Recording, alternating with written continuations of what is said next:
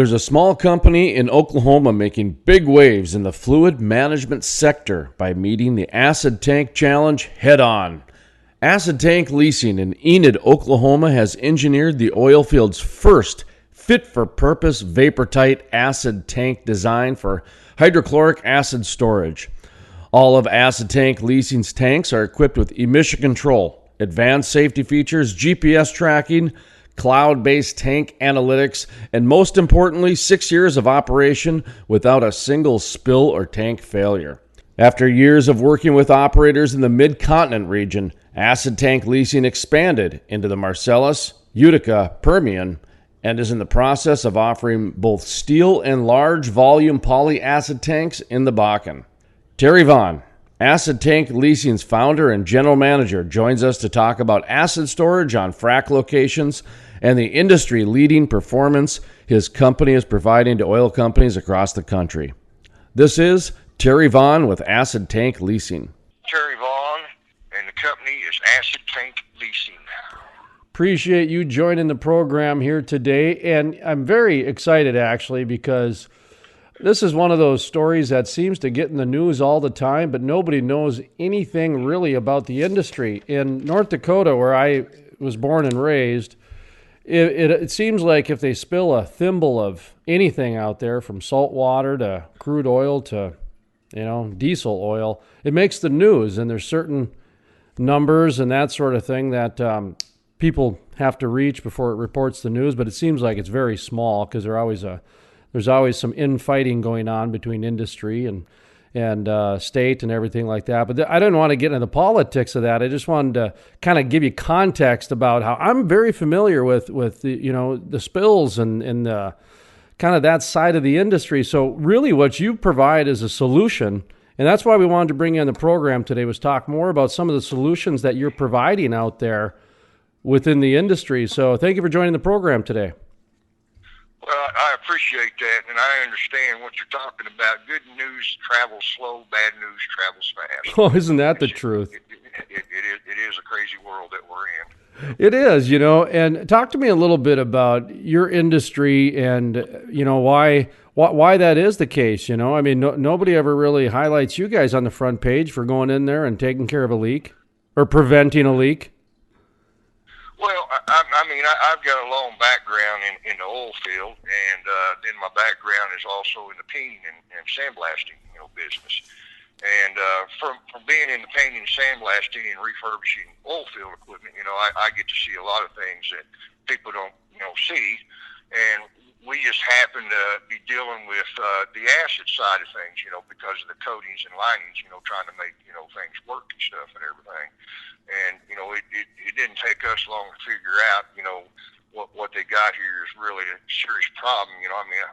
Being in the oil field, I'd hear things, but never thought about it until we actually started, refurbishing equipment and stuff and everything. And then I started looking at, some of the regulations. There's things that people don't even know is a lot of people don't know that, just like on the air, you're only allowed to emit, 5 parts per million in pollutants in the air, as far as hydrochloric acid. So, in the process of rehabbing things, we started looking at, these are not working. There's way too many wells. They're flat, there's no safety features and stuff and everything. And, technology is wonderful, of what's out there. So we just started looking at things as far as the acid storage deal for on-site fracking, what we could do to change this to make it better for the environment, to make it better for safety, and something that would work. And that's how I designed and developed what I did. I covered the safety end to where, your hands free on the gauging, and I covered the environment side of it, for ignitions, ignitions in the product that I developed. We emit 0.5 to 2.8 parts per million in the atmosphere. That's it. And so then, I took a little further. I had a good friend of mine with Continental Resources when I started developing this. And he said, Terry, I like you. You're a smart guy, but he said, I'm going to tell you right now, he said, it's going to be a tough world changing the oil field to something that really works. But he says, emphasize on safety, safety, safety. And he says, then go back to safety. So that's actually what I did is, I mean, we just built a product that we're really proud of and stuff. And then I never stopped. You know, I mean, I started with a smaller tank because I was having trouble finding a brake because of my design that could actually break the steel. So I started with a 380. And then I found a company that could break my steel at longer sheets, so I went to a 480. And, you know, then we got that all developed stuff. But in my mind, to make things better, you know, I got to go beyond this because I'm still building a steel tank that's lined. And granted, I've got a lining that nobody else has got. I'm restricted to say who it is. I mean, I've got an exclusive on it and stuff and everything. But I still got a steel tank that's, lined. And even though I've developed everything to where you get a seat before you get a leak and you can find it, we've never had a spill and stuff and everything, you know. I mean, I continuously put money in the business and change things and make it better and better and better. And now I'm to the point where I've designed and developed and got patent pending on a polypropylene tank. I mean, I'm still, building the steel tanks, but I've got polypropylene. I mean, we look at everything as what can I do to make it better for everyone else. I mean, and I happen to know and understand deeply that I'm not putting syrup in these tanks. I'm putting hydrochloric acid in here, and I have to have something that works. That goes all the way down to our valves. You know, I mean, I actually work with a company that manufactures a valve for me, that holds up the acid. I mean, when I first started out, I had heck, get with service calls and had a valve that was dripping and stuff and everything. And of course, my design, I'm double valve, so it was easy not to have leaks and spills from the valves. But we just further developed, the tank that I designed has got a pitch from the front to back where it'll drain out, easy. I've got a patented, bottom design where it comes out of the bottom. You're not leaving acid, in the tank when you're moving it. I've got a wash system where you hook up, you run 30 barrels through it, with the proper solution, of chemicals to neutralize it. You suck it out, it's neutralized. So when you're going down the highway, you meet all DOT regulations because the tank's actually clean.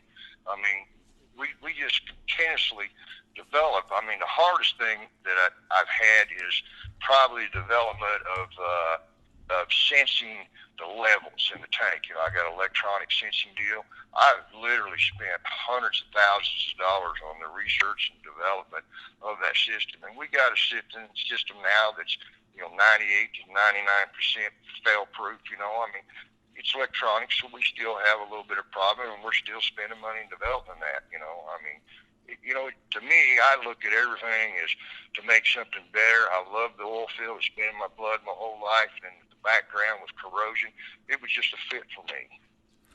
I wanted to ask you about the different types of spills out there, because, I mean, I get press releases all the time, like I said, from salt water to different kinds of spills. And I'm thinking acid has got to be one of the most crucial and important ones to energy companies, really, just because the way I was raised with the word acid, that stands out. Do you, I guess, educate me a little bit on the different types of spills when it comes to costs and environment? And obviously, you know the acid side of it because that's your profession. But I imagine through osmosis, you at least know the difference between, like a saltwater spill and an acid spill. Right. I mean, the main thing, what happens to acid, if you spill acid, I mean, it literally, solidifies, the soil and, eats and stuff and everything, and, until it eventually gets neutralized by eating, the lime and the calcium and stuff, and it'll eventually get, neutralized and stuff. But, you don't want it to get in, water streams and, just like, salt water. I mean, salt water is also, a contaminant, but it's not as corrosive, as the acid is. I mean, the problem with the acid, it is so corrosive and stuff, and that was the problem in their design, with frac tanks, and then putting a good lining in them, and, a lot of them got good linings, but, they only hold up for so long, and then when you got, a tank that's got just, hundreds and hundreds of lineal inches of welds in it and stuff, that creates potential, because in the coating business, the wells and any penetrations to the tank is where you have problems. So, I mean, that was the first thing that I did in my design was, to design a product that I got to defer less wells in than a standard tank. That cut out, about everything, is by taking care of those wells. The recent shale revolution, if you will, or shale play USA, it's had its $100 oil days and the speed of just growth. And, and also you had some, a new generation of people coming in and et cetera. I heard stories out in the Bakken about people would use water tanks for acid storage and that type of thing. Basically anything to contain it for a while and then kick the can down the road and worry about it when the next problem comes.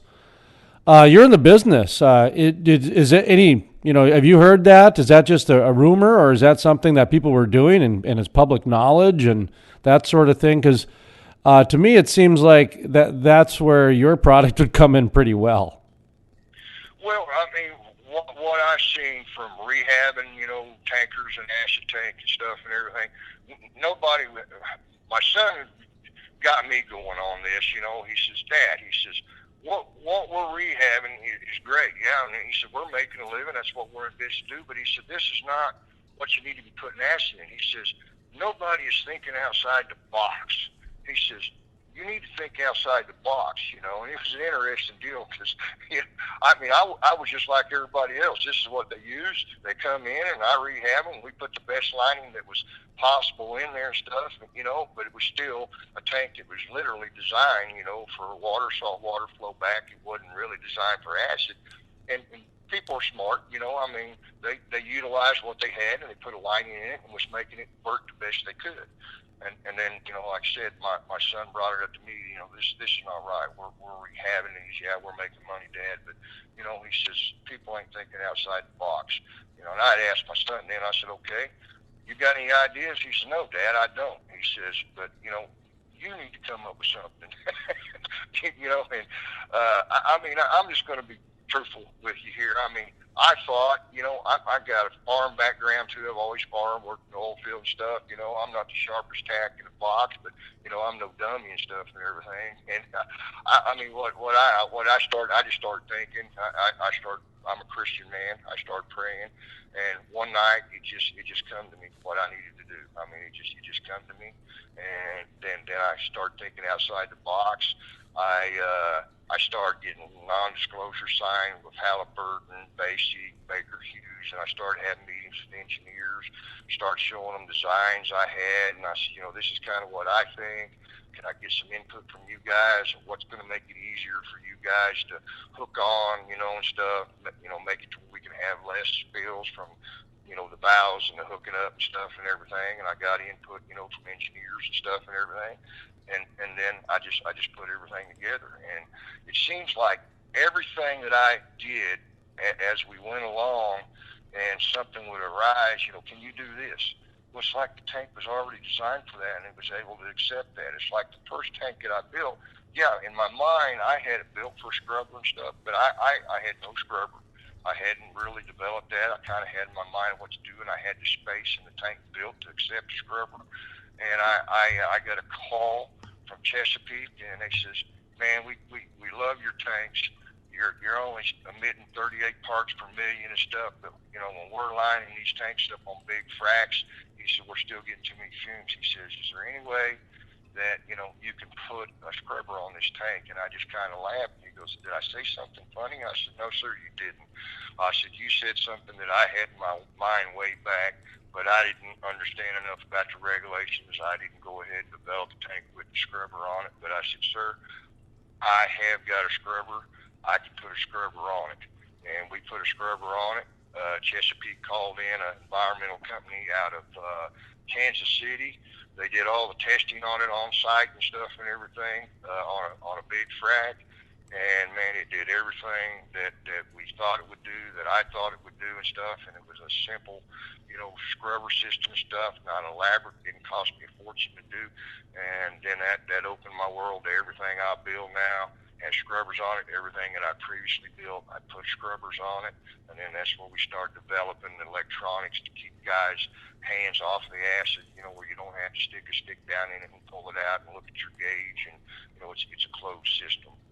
Wanted to ask you about, you mentioned corrosion a few times, and that's obviously one of the reasons why you're joining us today, is because there's aging infrastructure happening across the United States. So not only is this a discussion about, spills and preventive technology that's out there, but the aging containers, I would imagine. I mean, we got aging bridges and aging pipelines and containers that I don't imagine anybody's talking about that, because I don't see it anywhere. But as long as I have you on the horn here, how are the containers doing as far as the aging behind it? My guess is there needs to be a remodel done if there is in bridges and pipelines too.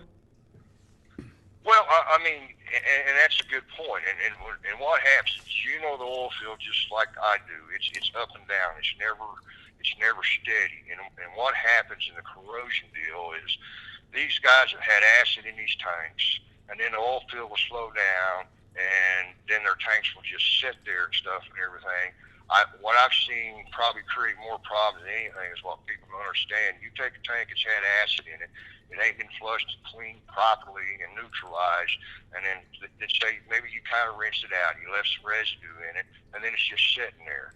Well, that's actually worse on a tank than it is if I have acid in it. The way my lining works, I would rather have the hot acid in it all the time and have it full and less times empty. That's why I developed a system in it to where it wrenches and neutralizes in it. So if I do sit for periods of time, it's not corroding in either way, because what happens with acid in coatings, there's a permeation process, and it's actually permeating in through the lining, and it will eventually get to the steel unless you neutralize that.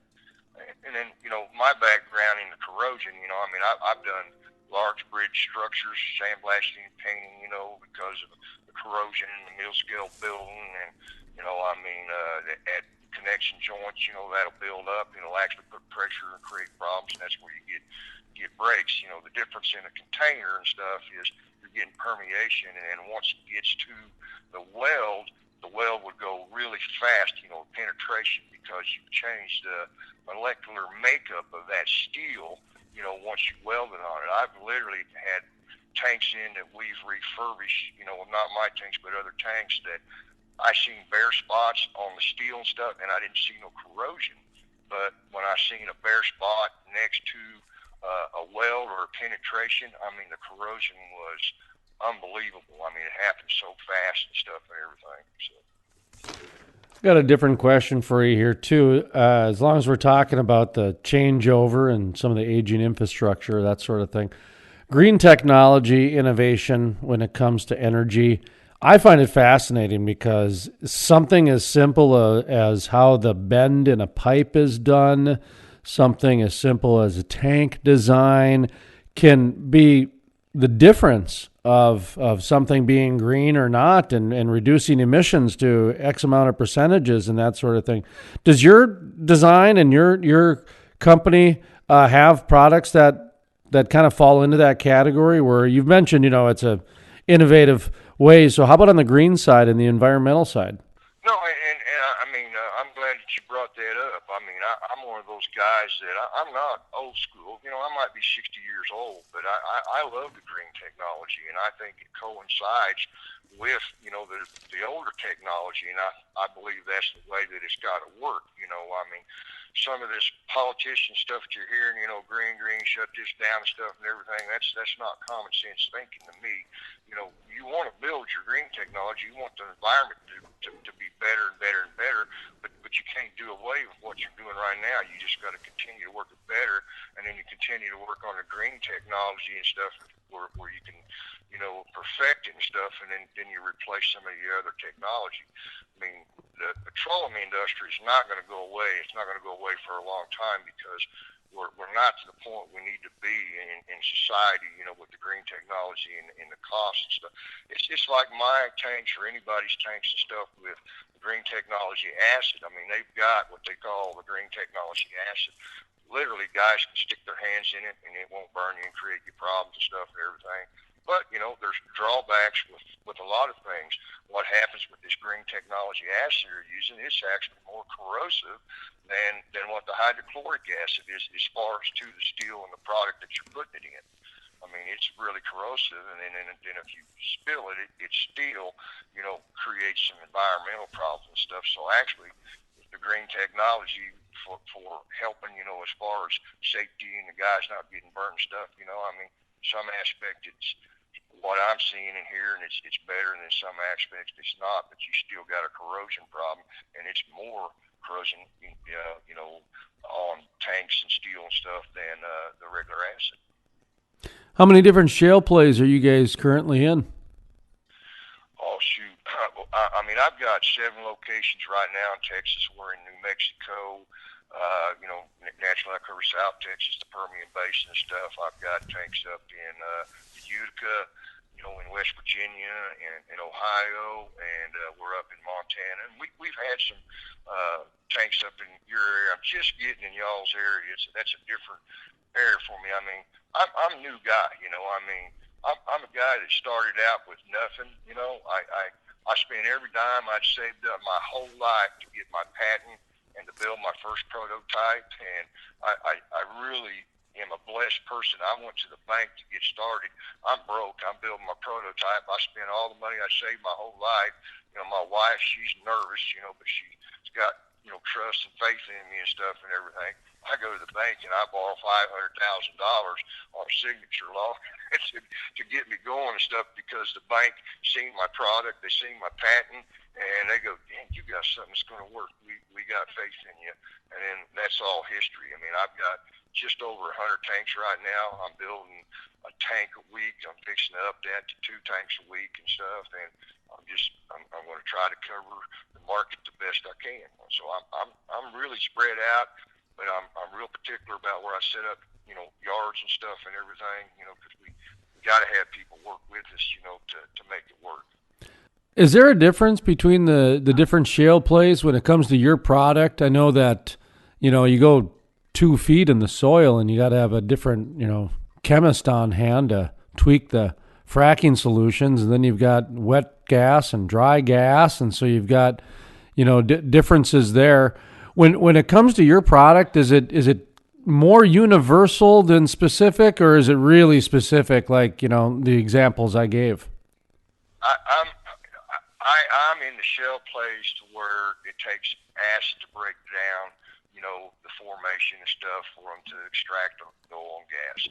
If they're not using acid, I'm not going to be there. I mean, I've got to be in the areas where there's acid play, and most areas that there is some acid, some areas there's a lot of acid, and some areas where they're not using a lot of acid, for the formation, they're using to dissolve, the plugs and stuff. I mean, that's one thing about me.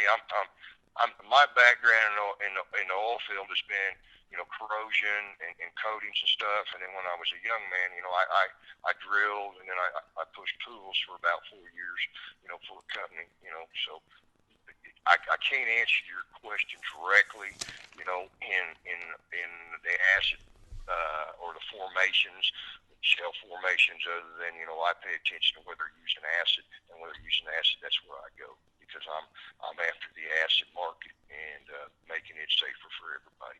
Well, kind of let people know a little bit about it as we wrap up here, how people can contact you and how you're saving people money. Go ahead and give yourself a little bit of a plug, because we appreciate you coming on and informing us on the acid spills and how to prevent it, and how you guys are causing some solutions out there in the oil field. Well, we're not going to stop for what we're doing. We're going to continue developing what we got and making it better and better, because I'm making a living by doing that, and I'm making the environment safer. I'm making it safer for people, and I'm saving oil companies a lot of money with the product because we're not having the spills. Yeah, I just thought I'd mention too, the product, was as far as, covering the wash and rinsing, that's a valuable asset of the tank is when you finish up on location, we talked about the corrosives of the acid and stuff and guys leaving acid in the tank a little bit and stuff, and it, create problems for them and stuff as far as permeation in the coatings. Well, how I addressed that, I actually added a wash system to the tank that washes the system out from top to bottom, front to back, and jets, everything out in the tank and stuff and everything, and then you suck it out through the bottom draw. So I mean that's a feature that I added to the tank, and then I also, for filling a lot of companies, they want to roll the material that's in the tank because they're mixing their antifungicides or corrosion inhibitors or acid or water to come up with the solution they want. So I'm set up where you draw it out of the bottom, and then where I put the solution back into the tank, it comes in midway. It's built to where it creates a roll in the tank, and it actually turns everything in the tank and mixes it up real well. Now, you mentioned you're in several shale plays across the United States, from the Marcellus to several down in Texas. Where's your home base located?